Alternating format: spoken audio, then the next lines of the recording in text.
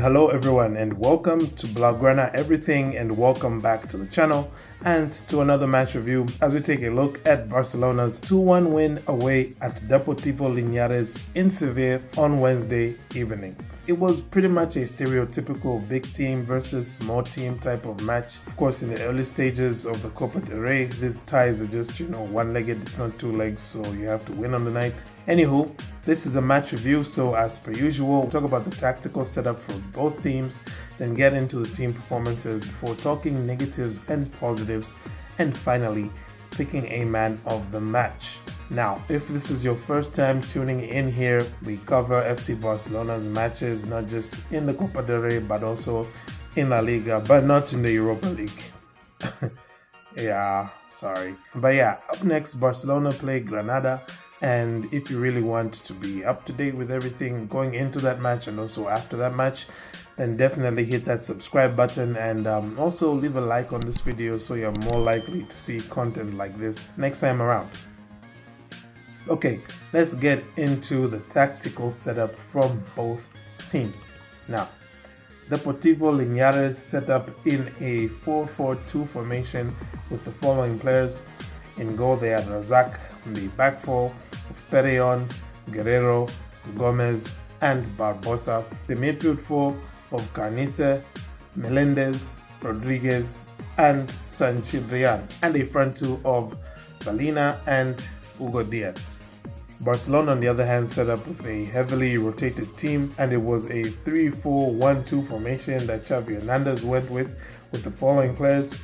In goal, Neto, a back three of Mingueza, Garcia, and Araujo, Sergio Busquets and Ricky Puig in those two midfield rows, with Dani Alves and Jordi Alba either side of them, and Nico Gonzalez just ahead of them. And the front line was Ilias Comas and Ferran Jukla. Let's now get on and talk about the team performance. As the stats will show you from a glance, Barcelona did actually dominate this game quite a bit. Ball possession 81-19, total shots or goal attempts 24-8, shots on target 7-2. Just about every department Barcelona dominated except for hitting the woodwork. Both teams hit the woodwork once. However, despite all that domination from Barcelona, it was Linares who opened the scoring, and they scored pretty much against the run of play. In fact, just prior to their goal, Barcelona had a very golden opportunity to open the scoring with Ilias, but unfortunately his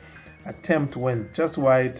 For the rest of the first half, Barcelona did try to break down Deportivo Linares, but they just couldn't find that killer pass or that finish in front of goal, and as a result, they went into the break a goal down, and Xavi Hernandez wasted no time in making substitutes as he pulled off Araujo, Ricky Puig, and Ilias Comas to bring on Piqué, Frenkie de Jong, and Ousmane Dembele. The three subs, I have to say, worked pretty well. Even though Frenkie de Jong got subbed off a few minutes later with an injury, the substitutes, like I said, made a big difference. Dembele in particular, he just gave Barcelona a bit more of a spark up front, a bit more unpredictability, and I think that was pretty much fully expressed in the goal that he scored. He was coming off the wing, took the ball from Oscar Mingueza, dribbled inwards, and when he reached somewhere like the D of the opponent's goal, he just took the shot and he beat Razak, the ball just squeezing it under him. And after that equalizer, it didn't take long for Barcelona to then score again. Second goal coming from Ferran Jukla. It was pretty much on the break. Jordi Alba with the ball to him, and then the youngster just cut in on his right foot and he found that bottom left hand corner of the goalkeeper, and that was that really. Barcelona could have scored more goals, but at the end of the day, Barcelona won the match 2-1.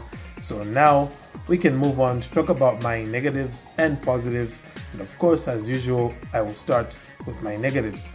First of which was the fact that Barcelona yet again gave away a rather cheap goal. Now, like I said, Linares scored against the run of play, and the manner in which the goal was conceded, I don't think Xavi or anybody in that Barcelona dressing room, the staff and whoever, I don't think anybody is going to be happy with the way that goal was conceded. Felt like the guy who crossed the ball was given too much time by Jordi Alba or whoever else was helping Jordi Alba mark him in that instance. And as for the finish, there's really not that much Neto could have done, though I think Oscar Mingueza did a very poor job of tracking Hugo Diaz's movement there. Anywho, that was my first negative. My second negative is just that Barcelona continue to struggle against teams that are playing in a low block. Basically, any team that's going to congest the central areas and force Barcelona to go wide, we find it very, very hard to play against those teams. And in some ways, it's a consequence of how Xavi wants to set his teams up. But I think that more could be done, especially with the setup today. It didn't really help Barcelona, and it's no wonder that when Dembele came on, we got a bit more, unpredictability and creativity in those dangerous areas that we eventually scored our goals.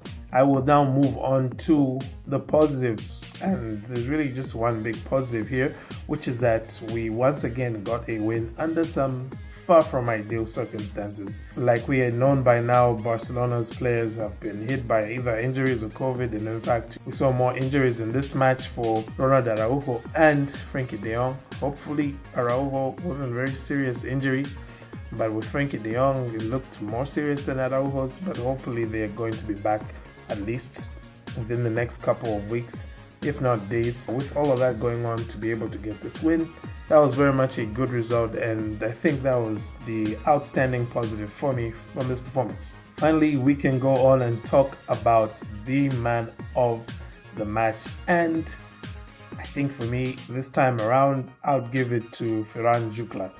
Now, obviously, like I said, Dembele's coming on did change the way that match went for Barcelona because of the goal that he scored and just the trouble that he was giving Deportivo, Linares' defenders.